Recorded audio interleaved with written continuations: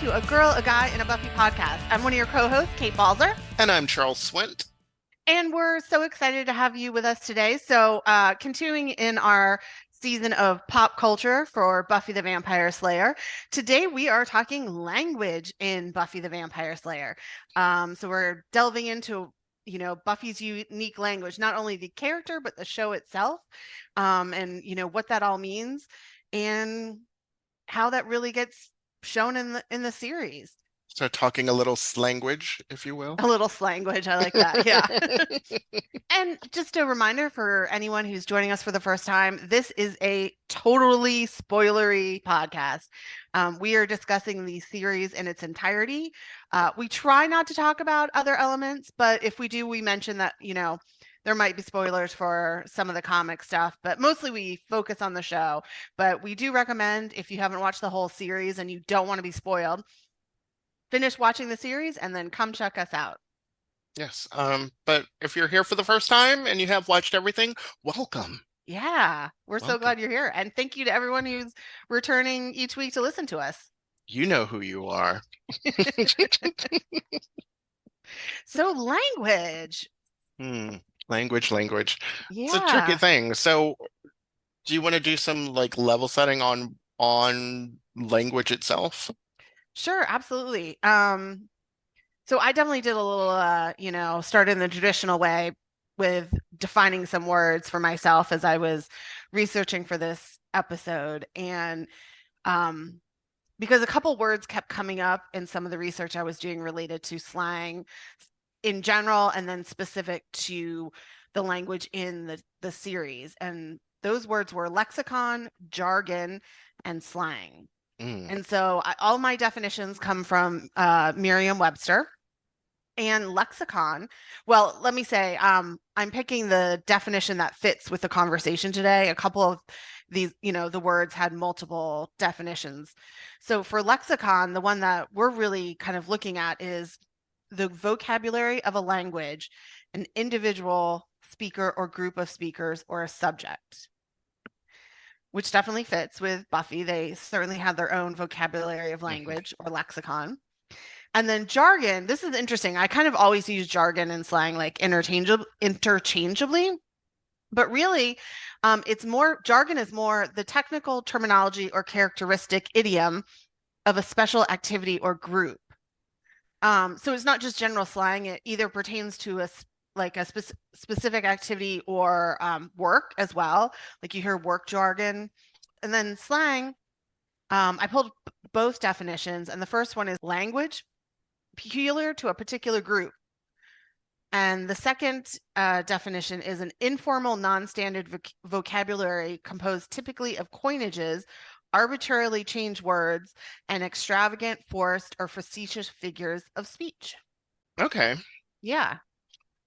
So in all of this discussion, I think I agreed. Like Buffy definitely has, the show itself has a very rich lexicon. Yeah.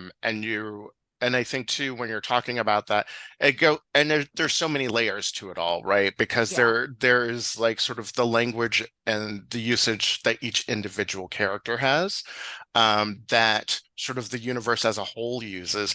And then there gets into, because they had to build all of this, the mythos behind everything, and the creatures and all the research stuff that the Scoobies had to do and build all of that, which I think falls more into like the jargon category a little bit in terms of like how, like, so the idea of jargon being something that's related to your work or your profession. So anything that's specifically related to Buffy slaying would be using sort of Slayer jargon because it's something specific to her job.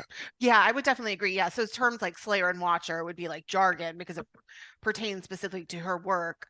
But then a lot of times they'll take those words and turn them into slang, like saying, going out and turning it into slayage, kind of becomes slang for the slaying. Like hellmouth, vamp, dusting, all like dust being, but like, dusting. And yet it's interesting because I think we think of the show more as a very slang heavy show, which it Hmm. is. But when you start to understand what the differences are between slang and jargon, you realize it's a very jargon heavy show as well. Right. And Um, they make the jargon sound slangy. yeah, And so like again, like that's how I think the the evolution of language comes, because taking something out of jargon and making it into slang yeah. helps in that development. Yeah, well, kind of leading into that, one of the great resources I found in research, and this was just in language in general, it was a PBS resource for a page they called Do You Speak American? And there was a piece called The Power of Slang by Tom Dalzell. And just going to quote from it.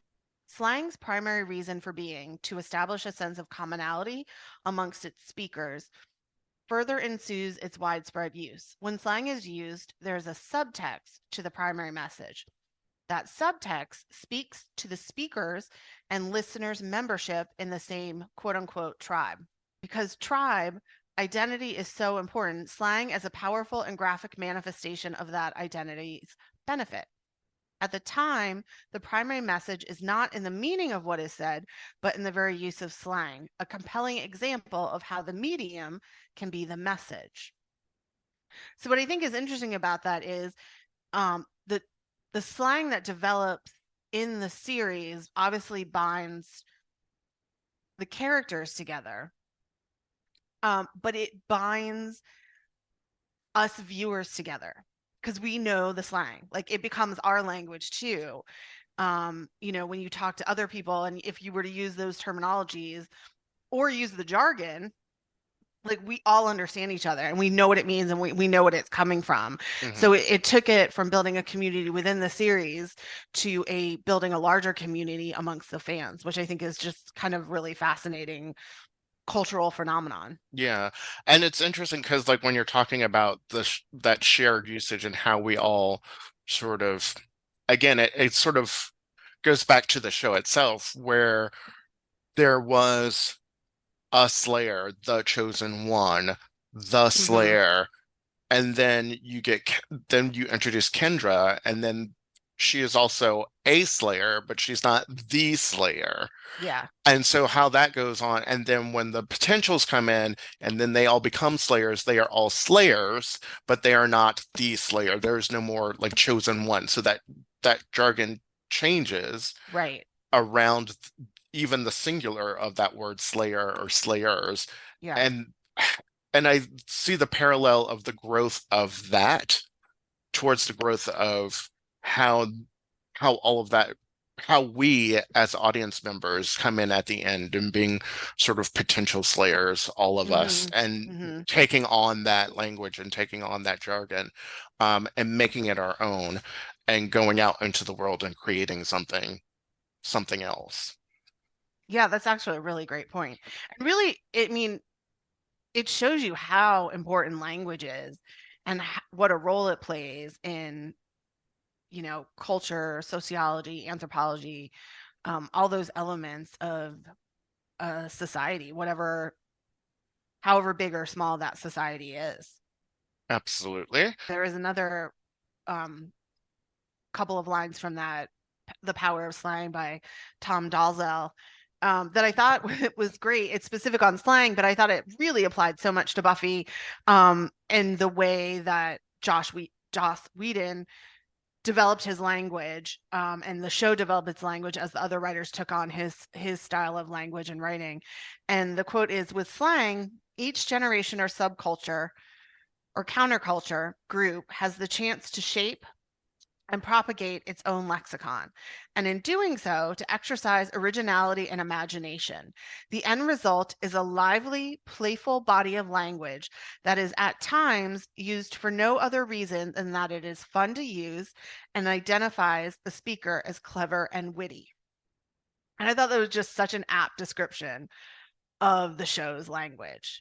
That there's such a level of playfulness, of wittiness, of clever turn of phrases, not only specific to slang, but in general as well.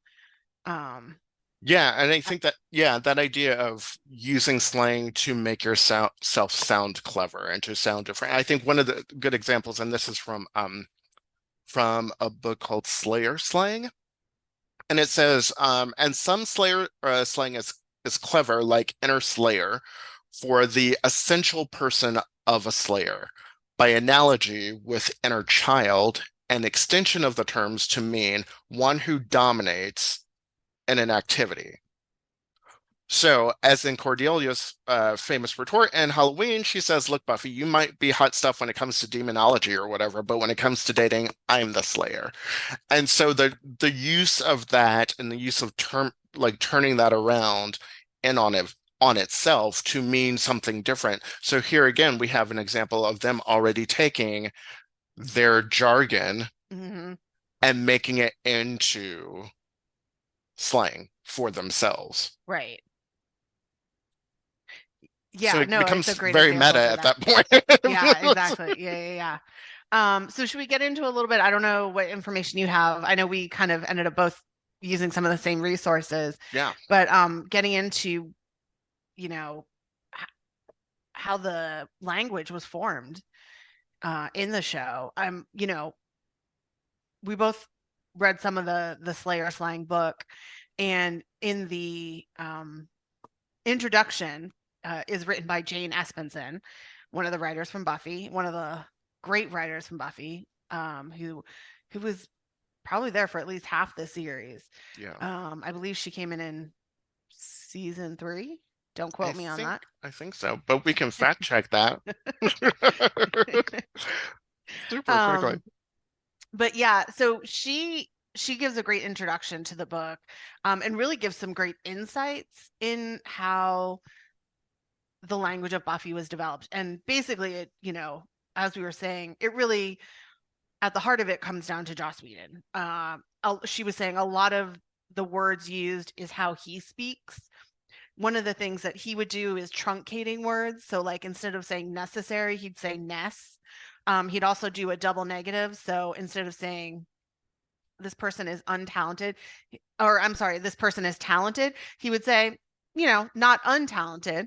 Um, so that's definitely, the where it all stems and starts from. That's the seed of the language, and the turn of phrase. But so some ways that they would build on the language of Joss Whedon was creative compounds. An example would be chock full o sanity, and then grammatically or phonetically complex lines. Like this quote from Willow: "A doodle, I do doodle, you too, you do doodle too." Which I can't read that line without laughing. It makes me laugh every time. It's so Um, and then juxtaposing casual language with dramatic import. So this is a line from Double Meat Palace. "The beefy layer is definitely people. Probably not the chickeny part, but who knows? Who knows?" Um, so I thought that was great, like insight into like how the language is built.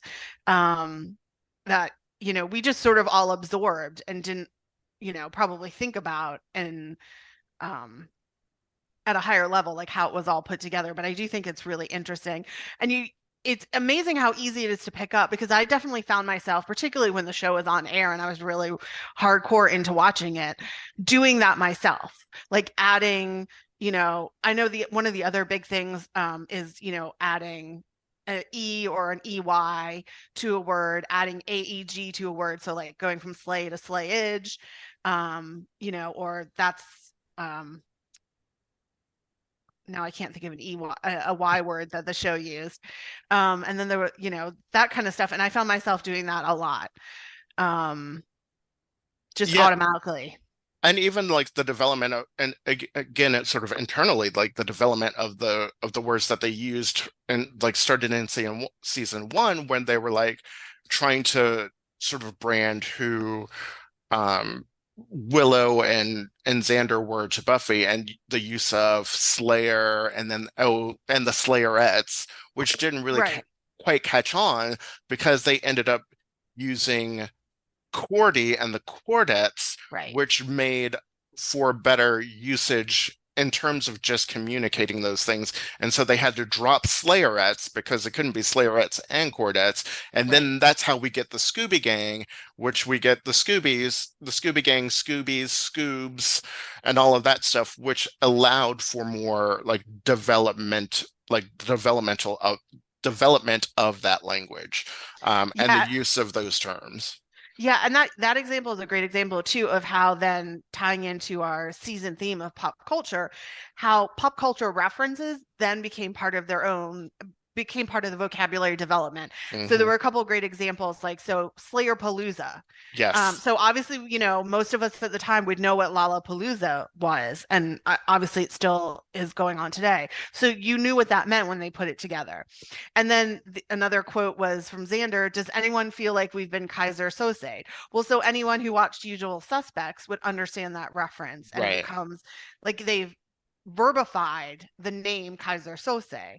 And Right. then another example is the count of three isn't a plan, it's Sesame Sesame Street. Street. So Right. again, we've all like we grew up on Sesame Street. Like you get that. And you also get like the whole, there's the count character in Sesame Street. And then there's the fact that like Sesame Street would be like, it's brought to you by the letter A and the number one, so Right. like And the that basic all of that is counting. built Yeah. into that cultural references that then become part of the language and the vocab.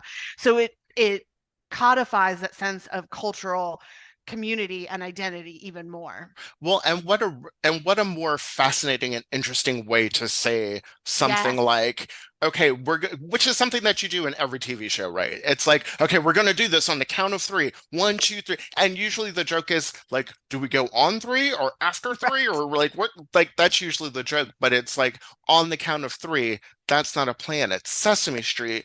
Like that gives it such a more richer context because you know Mm-hmm. that that's just the basics. Like, yes, of course we know we're going to go on the count of three. Like, why would we not? Because who goes on Right. like, unless you're a dancer, you then you go on eight. But Right.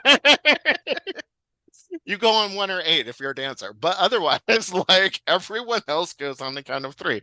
So why Yeah. would you not? So yeah, it makes and again, and it makes them sound smarter and Yeah. more that almost sounded like a dumb sentence. It makes them sound more smart than, than they were. But it makes them, it elevates their language more. It makes them more informed and more Yeah. aware, and it separates them from being just these sort of vapid, self-absorbed teenagers. Right. I think it also gives whatever the point is being made much more specificity, Hmm. that people like you get what that means, like you get what that is like, and you don't have to say it with a whole ton of language. Hmm. Like we got there, like when you say does anyone feel we've been Kaiser Sose, like that means we feel like we've been tricked, You've been like had. we've been had. and And in a and way that's so, and in a way that is so specific. correct, That is exactly. so like specifically had, not just like, Yes, correct. yeah. Yeah, not just a general hat, just not a general trick. Right. Like if Like you've seen the movie and you know what happens, like you get what that means. you're like, man. Um, yeah, I know. And then another thing that I also read for one of the ways that they use language is to condense information. Hmm. So that you, like we were saying, like you don't have to go on and on. You got it in those, few words or one sentence, whatever it is. And a great example, which I love, I like, and you understand this so perfectly, is at the end of Graduation Day Part Two, when Giles and Buffy are talking, and all Buffy can say is "fire bad, tree pretty." It's like you get it. She is so burnt out, like has no more brain power. Like, Giles, we cannot discuss this right now. I need to go home and take a nap for like the rest of the summer. And I've you're got like, right. I totally get that. I I know have been exactly how there. she's feeling. Like, I need nothing else. As there's like a fire burning, like fire bad, tree Yeah, pretty. Like that's it. Like that's exactly. it. Like these are the things in the shot. I can I know. acknowledge two things. Um, they also it's also interesting too. And I can't remember the article that I was reading, but it talks about the use of language with specific characters too, and about the Yeah. use of um it was an article talking about people who had done transcripts of the entire series Hmm. and saying how uh the Cordelia used the word very more often than anyone else, as very specifically in her language to give her sort of this cadence and this tone that made her seem cooler. Or not very, she used so. Sorry, it was the word Oh, so. right. Yes, yes, She used the yes. word so to make her sound, different than everybody else. Where Willow doesn't have that same sort of lexicon. But then as the show goes on, Cordelia uses so less and Willow uses it much more. And then the use and just the use of British slang and terminologies and things like that with Right. Giles and Spike, but even Giles just using his word, he's the one who uses very and quite much more often in his Right. sentence structures than anybody else does. And then of course they both use bloody. But you Yeah. know, Well, and going back to the point of so with Cordelia, and then like you said, the shifting of her using it less and Willow using it more. When you take a step back and look at this two-letter word is being used to show confidence. Like yes, Cordelia is a leader. She knows her place. Like she has a good sense of who she is overall. And so, that is a sense of like she knows what's going on. She's going to tell you what's cool, what's not cool. And then as she kind of shifts away from let being away from becomes less superficial, excuse me. And not that Willow becomes more superficial, for her it means more confident. That use of language starts to flip, which is so fascinating. I mean, it's talk about like really understanding your show and your characters and having such a yeah, nuanced development that like even the simplest word as SO can tell you so much. yeah. It's really and I love this quote. I have to read this quote from Slayer Slang because I just thought it was so amazing. And it's from Karen Eileen Overby and Leighton Preston Motto. I think I'm getting that correct. And it says Buffy is able to survive longer than any other Slayer because she is embedded in language and because she embodies language. It is a very particular language with its own vernacular, but it behaves like all languages in that it creates, it compiles, it translates, it follows well-defined rules, it draws on shared knowledge, and it must be wielded with precision in order to be effective. Any Slayer can brandish a weapon, but for Buffy the Vampire Slayer, the tongue is as pointed as the stake. That's a great quote, and I think that is nowhere is it more obvious than the Buffy bot, particularly the Yes. start of season 6, and Yep. that she cannot use language the way Buffy does. And that Exactly. is like, she may be decent at slang, but it just, that's why she's not Buffy. We took her punning for granted. Yep. So put that Mars, what is that? Put that marzipan in Marzipan in your your pie pie plate. plate. Bingo. Bingo. Yes, exactly. Yeah, it just Oh, I doesn't love have that. to. That is so true. I mean, Yeah. yeah, she's known for her punning. She's known for her, you know, witty sleigh remarks, um, which I love about her. Yeah, and and it's the thing that separate again, it is the thing that sort of separates her because no other when we watch, when we see Kendra, when we see Faith slay, like they don't pun like Buffy puns. Like nobody Right. puns like Buffy does. Right. No one can give you a zinger right before they stake you like Buffy Yeah. can.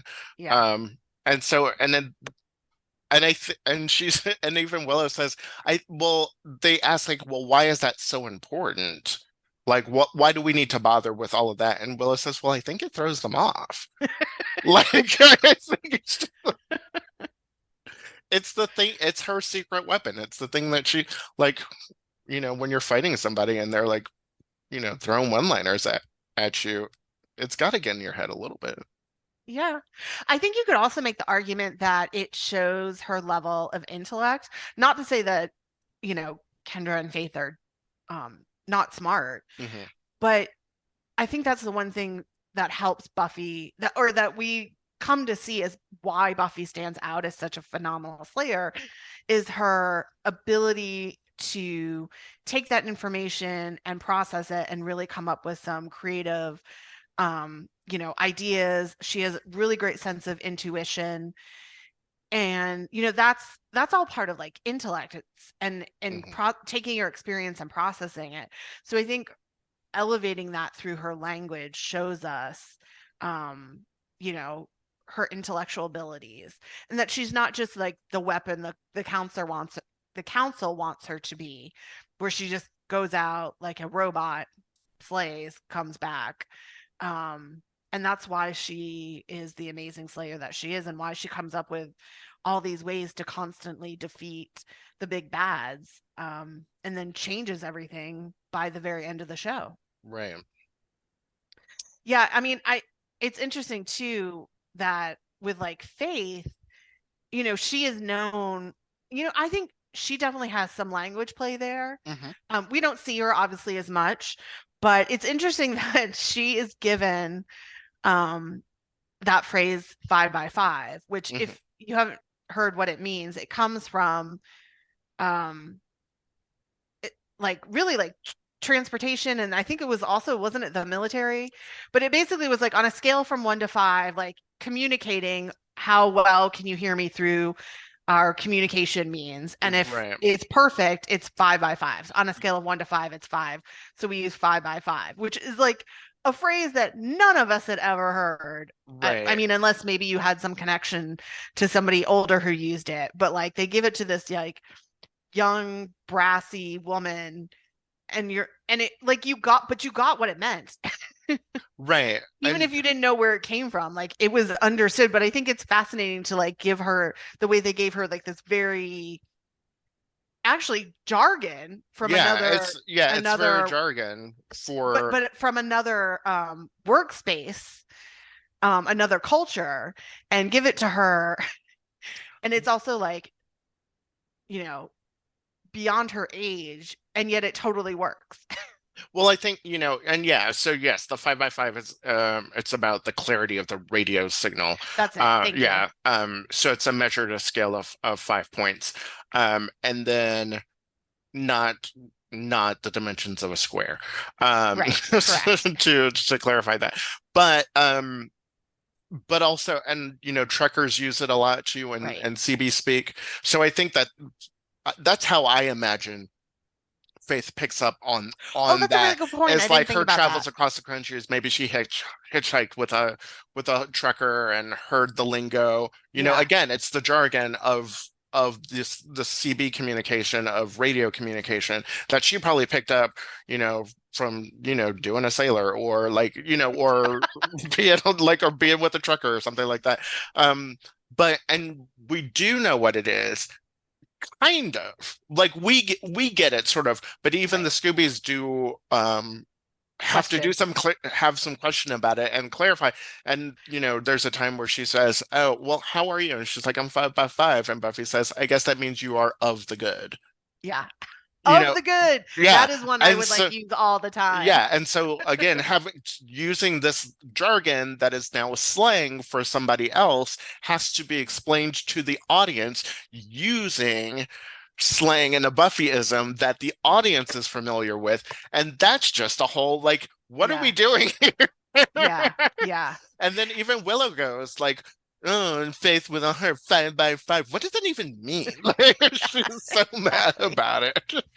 But funny, now that we fully explain where that 5 by 5 comes, when you think about it, actually, it's like a genius phrase to give to her. Yeah. Because, like, when you understand where it comes from, like you said, it gives you more into Faith's backstory Hmm. without spelling it out. Right. That this is a like Faith is someone who doesn't have a home, who's Right. been traveling around, and even when she comes in the Sunnydale, and it's very unclear if she has been slaying vampires before she became a slayer, or if she like, or if in like the, couple of months that she became a slayer and got her first watcher came.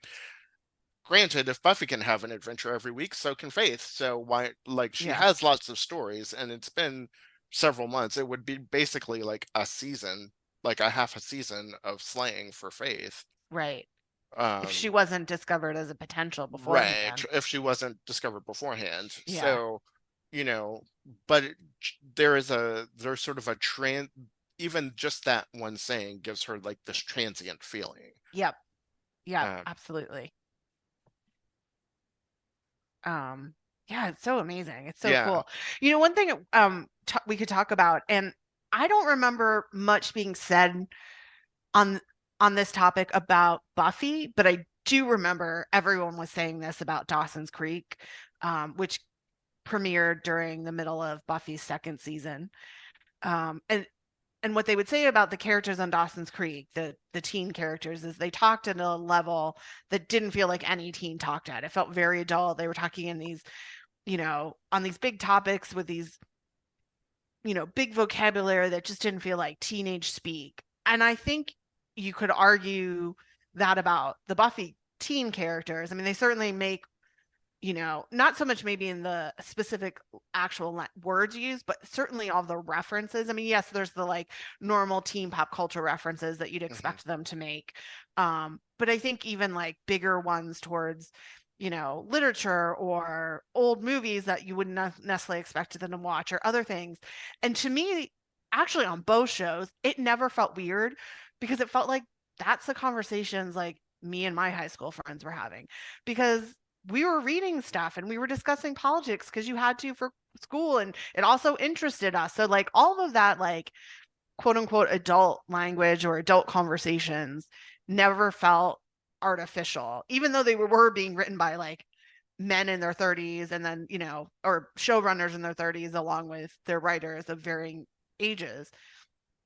That always actually felt real to me. Like it never felt unteen like. How about I don't know how Yeah. you felt. Well, and I would say like the first teen show that I ever watched where I felt like the language of the teens really worked and it really felt like, oh, okay, you're not pandering with My So-Called Life.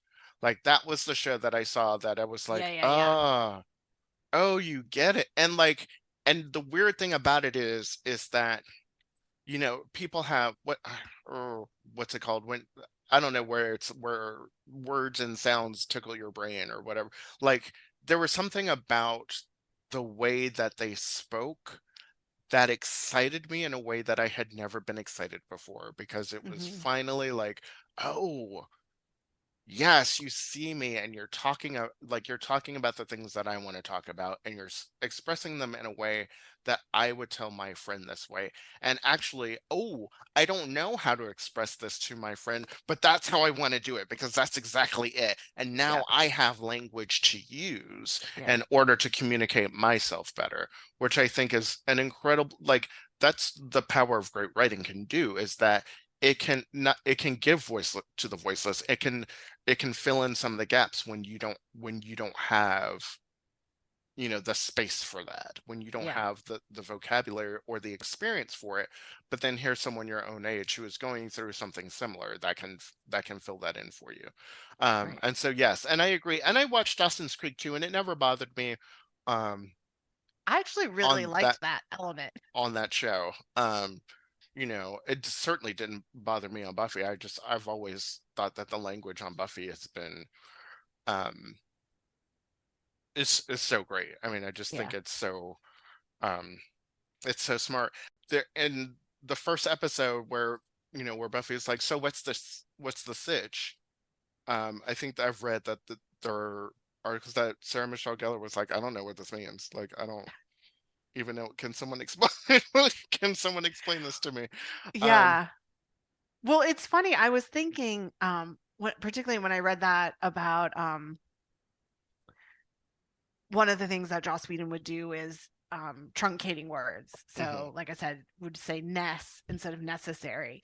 And I was trying to think back because obviously we were like, coming out of our teens into our 20s when Buffy was on. And so, like, a few years before that, we'd been in high school.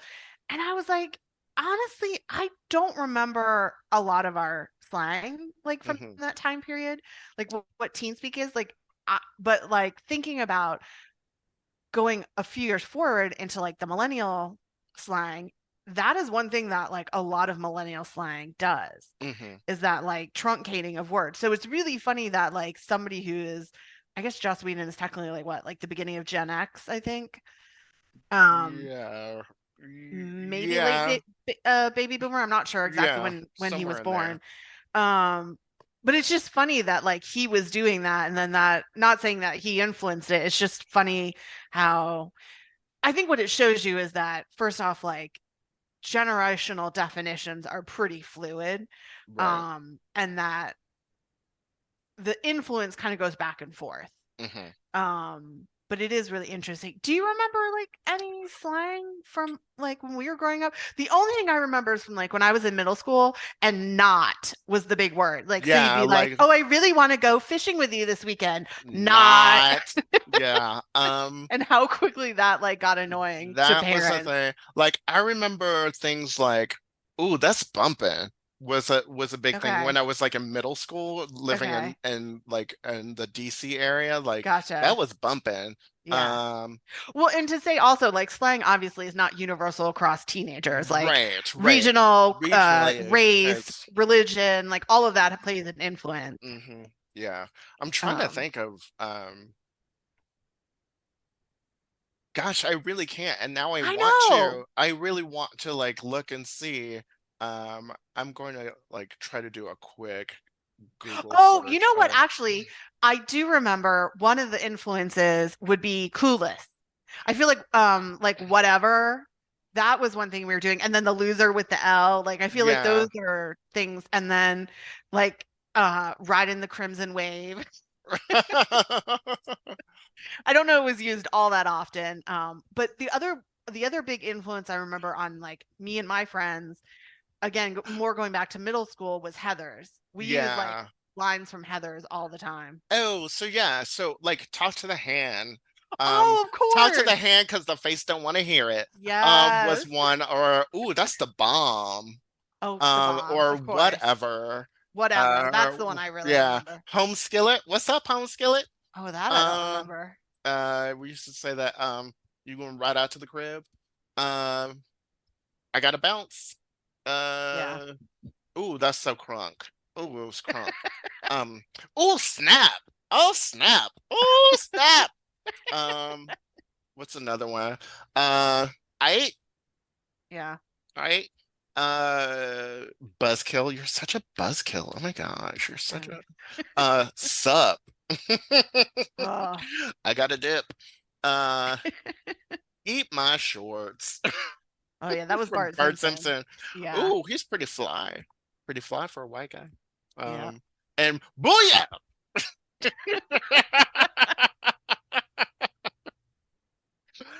um, Uh, yeah, those were some. Yeah, well, that talk to the hand as if.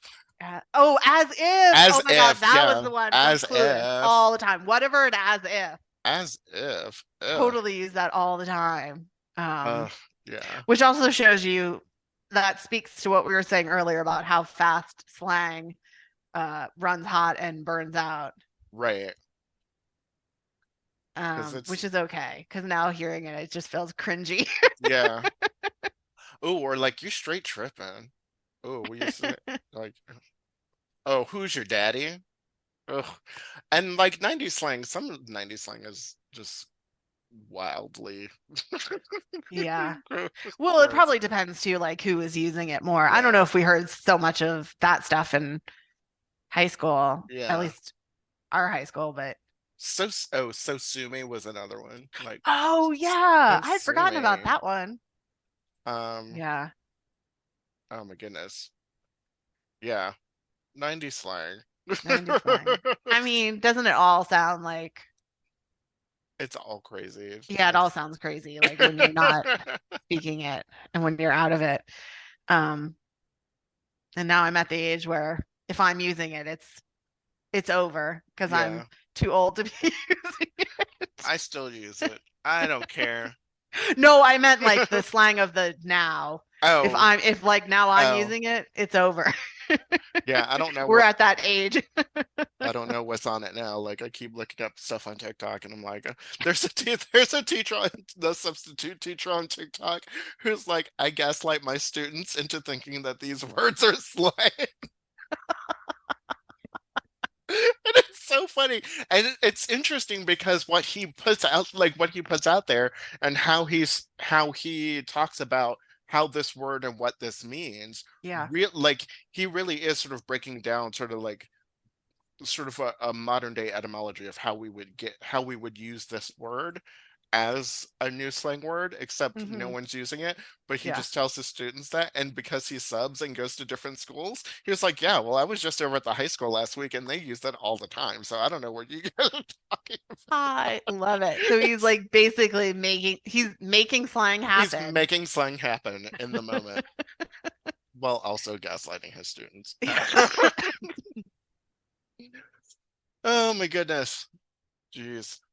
All right. Um, So I was wondering, what do you think, going back to our pop culture theme, in the larger scheme of other television shows, how Buffy falls with its development of its own language? Like, does it seem unique? Does it still feel unique? Well, I think it still feels unique. I feel like when I go back and watch Buffy, I don't have that, like there's a sense that, especially in Mhm. season one definitely feels like it's of a time. Oh, You know, agreed, it 100%. feels very much like this is the 90s, like Yeah. everything they do. But Not only 90s, but like specifically a certain group of in California. right. Um, so yes, so in some senses, yes, I think it does. Um, it encapsulates sort of a time and a place Hmm. very nicely. That feels very nostalgic, in a good way for me. And in other ways, it just, because the language is so specific, because the jargon is so specific, and because it really turns into this sort of meta force where it's just like, where it starts referencing itself over and over and over again. It becomes so self-referential that it contains it, like the language is almost contained within the body of work itself. Yeah, And so that way it keeps sort of this like stasis for itself, where it doesn't, where they are referring to things that are outside of the universe, but right. those things have already established themselves as being sort of timeless classic pop culture references. Yeah, That, yes, so yes, we absolutely can use this because those things are not going away anytime soon. Like, we right, can refer to them as the Scoobies because Scooby-Doo's been around since the 70s, and every kid has watched. There's always an iteration of Scooby-Doo running around right. somewhere in the universe. So that's okay to use. And I think that's one of the things that they were smart about, was about using very specific pop culture references in the inclusion of the language, Hmm. so that it was always something that would be timeless. Yeah, I don't know if agreed. that was planned or not, but Yeah, no, that's a really good point. Yeah, I think you're right. That's kind of why season one sticks out. Like I'm thinking about the fact just in the pilot episode when Cordelia's quizzing Buffy and she's talking about like she has to get with James Spade. And right. you're like, whoa, that's dated. Yeah, James Spader, like no one's getting with James Yeah, or Spader James now. Spader, excuse Yeah. me. Yeah. Uh, Um, he has to call me. yeah, right. Um, yeah, I mean that's Like I mean, honestly, she's almost even 10 years out of date with with that that reference. reference, Like I yeah. would have used something more like Christian Slater Rob Lowe. or yeah, I would but yeah, he's to me James Spader as like a heartthrob is more like 80s. Yeah.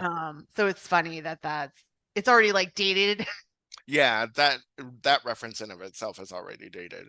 And just that conversation that, Probably maybe why like season 1 can be more argument could be made that also is partly why season 1 can be more of a struggle for mhm, people. Um, it has its moments, but yeah. obviously it that does date it, which can make it hard to go back and rewatch amongst some of the other um aspects of it that, Mhm. Like, what's that conversation that they have in the in the locker room after they find her, and she's like, with Oh my Aurora, God, she's the like, super "What's this? Valley Girl speak. What's this sitch?" Well, the Yeah. chatter in the calf is they found a Yes. dead guy in the body, or a dead guy in the locker, Yeah. in Which I guess Aura's is locker. apparently more Joss Whedon speak, but the way the girls do it, it comes off very Valley Girl. Like, Yeah. yes. Well, the I, chatter in I the remember, calf. yes. It's so Yes. weird. When I started my rewatch this time around, yeah, that felt so weird. It was like, oh, this is jarring. This feels like And weird it and feels out wrong. of place, right? It It feels totally so feels so out out of of place. place because Yeah. that's not what we're doing here. That's Right. not the language that we're trying to do. So it does. So I think Yeah. especially those first few episodes feel Yeah. very, that first episode in particular.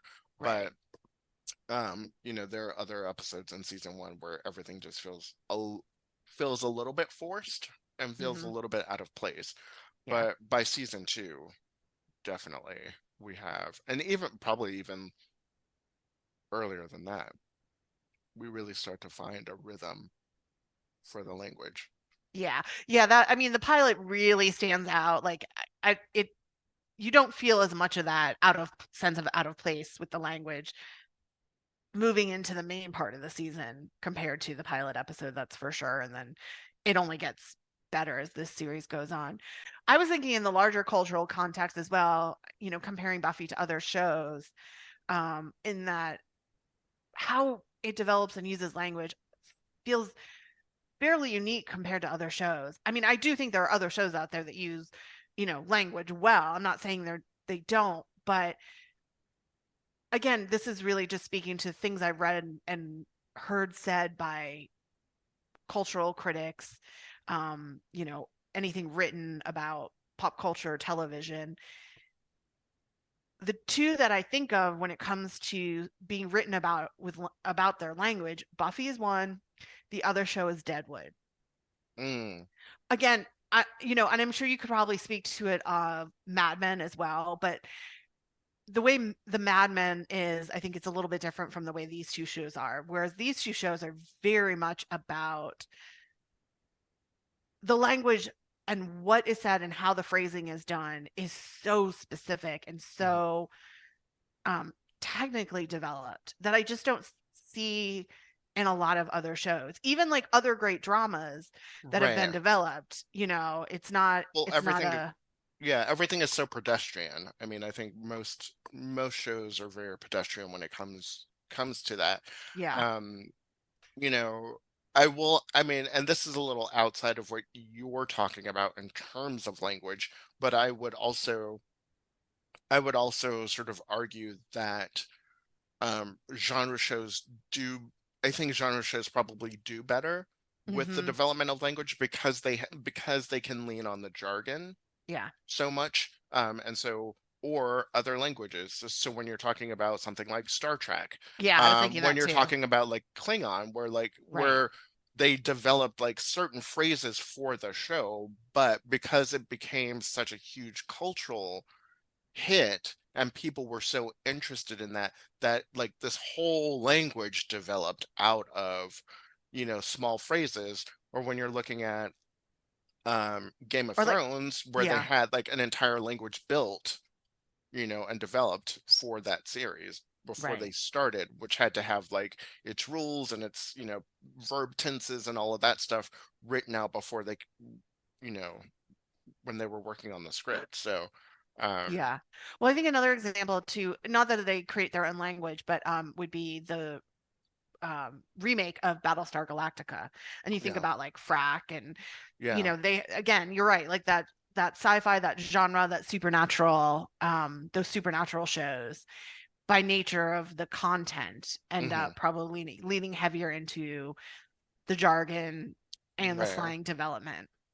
And I think like two things that just sort of popped into my head Hmm. would be like Seinfeld with the use of yada yada yada, Yeah, yeah, yeah, using yeah. like pushing that as slang, or Friends, could you be any more annoying? Like that sort of like, Right. again, and a lot of that has nothing to do with, I mean, yes, that's a slight turn of phrase or whatever, but it is also more about the actor delivery of those lines that make Totally. those that makes which is a so then you're talking about catchphrases, right? Which is a Right. completely different thing, like someone having a catchphrase, Right. which is what you get in sitcoms, which is Right. so much more different than having an entire lexicon Yes. of language. What you're Yes. talking about, Willis, like that's, you get those things, you get those nuggets, which then Right. get used over and over and over again to sort of like ad nauseum for the punchline of the joke, as opposed to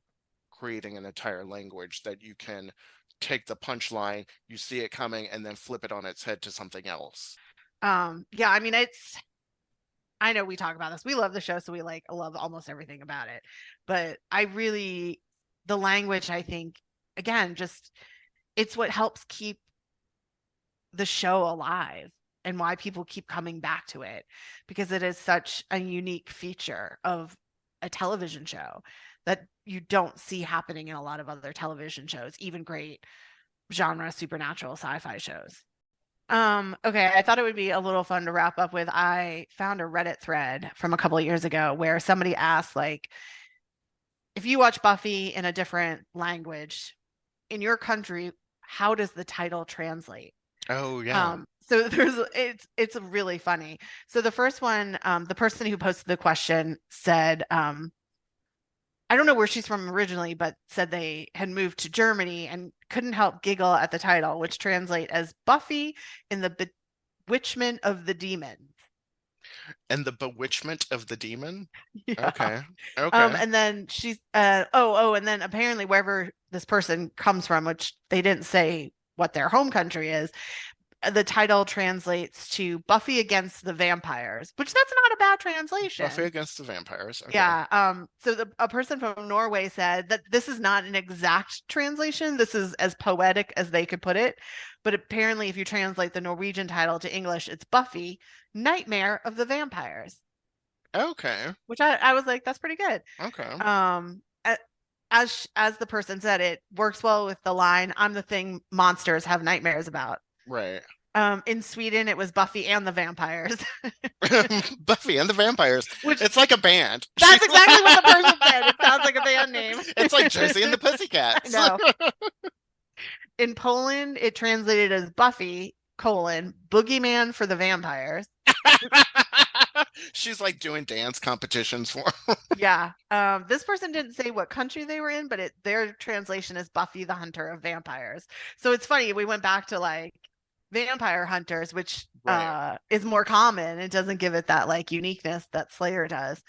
I like this one. In Hungary, they were like, it's something like Buffy the Bane of Vampires, I like that too.